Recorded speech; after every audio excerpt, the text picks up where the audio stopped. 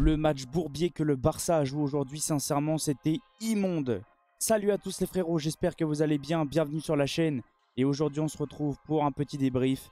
On va débriefer le match Retafe-Barcelone. Mais avant toute chose, merci à tous ceux qui vont liker, commenter, partager et s'abonner. C'est grâce à vous que j'en suis là. On est parti maintenant pour le débrief du match. Mais avant toute chose, j'ai envie de vous montrer une image. Ça résume totalement le match.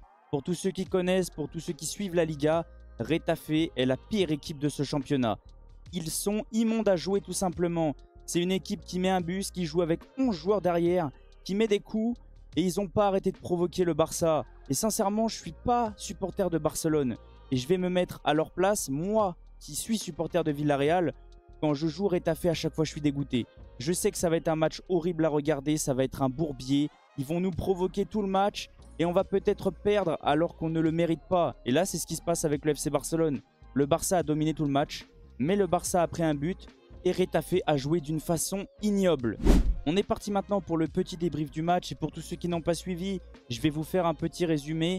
En gros, le Barça a dominé du début jusqu'à la fin et Retafe n'a pas existé. Si, Retafe a existé sur une action cafouillage et a pu égaliser. Et ensuite, ils ont posé un bus XXL pour empêcher le Barça de marquer. Mais avant toute chose, pour tous ceux qui parient, faites attention parce que les paris sont dangereux. Et on le sait tous, pour tous ceux qui ont moins de 18 ans, les paris sont interdits. Et comme on peut voir au niveau du graphique, le Barça a dominé du début jusqu'à la fin, tout simplement. Retafe a marqué dans un cafouillage, personne ne s'y attendait. Et ensuite, Retafe a mis un bus XXL. Comme je vous ai présenté sur l'image juste avant, c'était ça pendant tout le match. C'était horrible, immonde, ignoble, tout ce que vous voulez. Je déteste cette équipe. J'aime pas du tout la façon de comment ils jouent. Et sincèrement, je vais vous le dire, moi qui suis supporter de Villarreal, à chaque fois qu'on affronte Retafe, à chaque fois je suis écœuré. Le Barça a dominé, 2,55 de XG, 21 tirs, 6 grandes chances. Le Barça a aussi énormément raté d'occasions. Surtout Rafinha qui rate 2 face-à-face si je dis pas de bêtises. C'était un match un peu compliqué. On le sait, les joueurs du Barça ont probablement la tête au match de Ligue des Champions comme le Paris Saint-Germain. C'est un gros déplacement à Benfica, c'est des points très importants. Mais la Liga aussi, c'est très important parce que comme on peut le voir, le Barça perd énormément de points et commence vraiment à voir ses deux concurrents directs prendre de l'avance. Même si oui, l'Atlético de Madrid n'a pas gagné aujourd'hui, le Barça reprend un point sur l'Atlético. Mais le Real peut reprendre 2 points d'avance sur le Barça. Donc sincèrement, c'est pas du tout un bon point. C'est pas un bon résultat pour le FC Barcelone qui voit ses concurrents partir. On est parti maintenant pour parler de la composition du Barça. Et comme on peut voir, Hansi Flick a démarré sur un 4-2-3-1 très habituel. Au but, Iñaki Peña avec une défense à 4. Koundé, Araujo, Cubarsí, Baldé. 2 milieux défensifs, Casado et Pedri. Un numéro 10, Gavi. Les 2 ailiers comme d'habitude, Lamine Yamal, Rafinha. Et en numéro 9, Lewandowski. Moi, ce que j'ai à dire concernant cette composition, déjà, on va parler d'Iñaki Peña. Comme j'ai pas arrêté de vous dire, sur l'action, il ne peut rien faire. C'est un but cafouillage. Et même moi, j'ai cru que le but était hors jeu, mais non. Koundé l'a couvert. Maintenant, j'ai envie de vous parler un petit peu de la défense. Et je pense qu'on va pas tous être d'accord. Mais j'ai trouvé une défense très intéressante. Le pourquoi du comment, Koundé et Baldé apportent énormément offensivement. Et moi, je trouve quand même que cette charnière, que cette défense centrale, elle est impeccable. Il y a un joueur technique et un joueur qui met de l'intensité, de l'impact, qui est capable de couper de la tête, qui apporte énormément.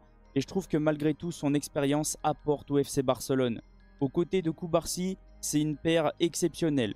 On va parler maintenant des milieux défensifs. Et sincèrement, Casado, je ne l'ai pas trop vu. Et je pense que Hansi Flick a ressenti la même chose que moi. Et je pense qu'il a ressenti la même chose que nous. Parce que j'ai vu aussi des supporters du Barça se plaindre. Il l'a sorti à la 46e, je l'ai trouvé un petit peu fantomatique. Un peu près pareil concernant Gavi, je ne l'ai pas trop vu, même si lui apporte au niveau de l'impact, au niveau de l'intensité. J'aime bien quand même ce que fait Gavi. Il revient de blessure. Et le nombre de matchs qu'il enchaîne et la façon de comment il enchaîne, je trouve que c'est très intéressant. À voir qu'est-ce que ça va donner dans les prochains matchs.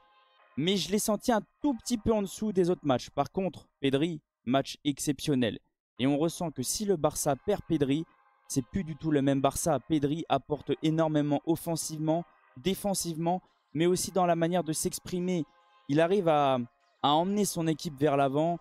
il arrive à motiver ses coéquipiers. On l'a vu à un moment quand Baldé s'est couché par terre. C'est même pas lui le capitaine, il lui a dit « Vas-y, relève-toi, on continue, il faut qu'on essaye d'aller marquer ».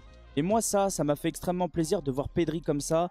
Ça prouve quand même qu'il commence à prendre au niveau de l'expérience, au niveau de l'âge. Et c'est très très bien pour le Barça, mais aussi pour la sélection espagnole.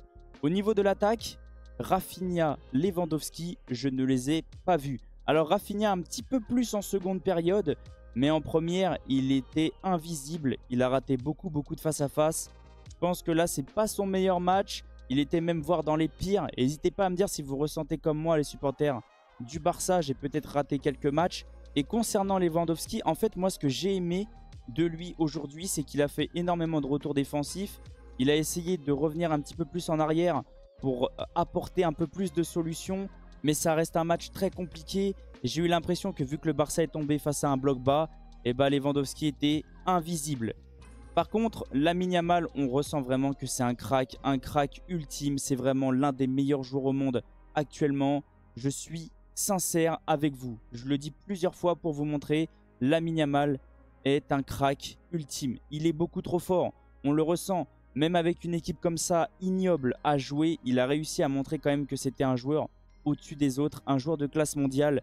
Il arrive à éliminer 1, 2, 3, 4 joueurs.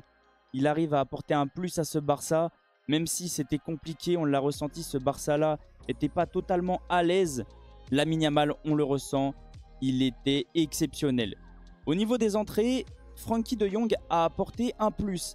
Et sincèrement, moi de base, qui le tacle un petit peu, qui dit que c'est pas terrible, qu'il apporte vraiment rien au Barça, qu'il apporte juste une perte au niveau financier. Et sincèrement, son entrée m'a fait plaisir, je l'ai trouvé un peu plus intéressant. Il a apporté un plus, il a apporté surtout ce que Casado n'était pas capable de faire en première période.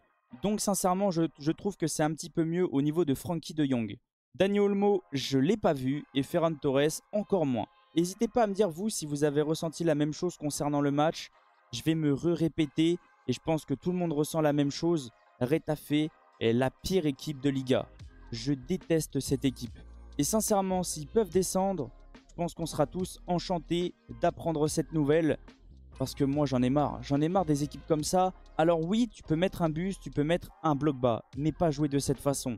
Leur comportement, la façon de comment ils jouent, c'est détestable, c'est écœurant. Merci à tous ceux qui sont restés du début jusqu'à la fin. Merci à tous ceux qui vont liker, commenter, partager et s'abonner. C'est grâce à vous que j'en suis là. Et n'hésitez pas à me dire tout simplement qu'est-ce que vous avez ressenti du match. Mais je sais très bien qu'est-ce que vous allez me répondre concernant Retafe.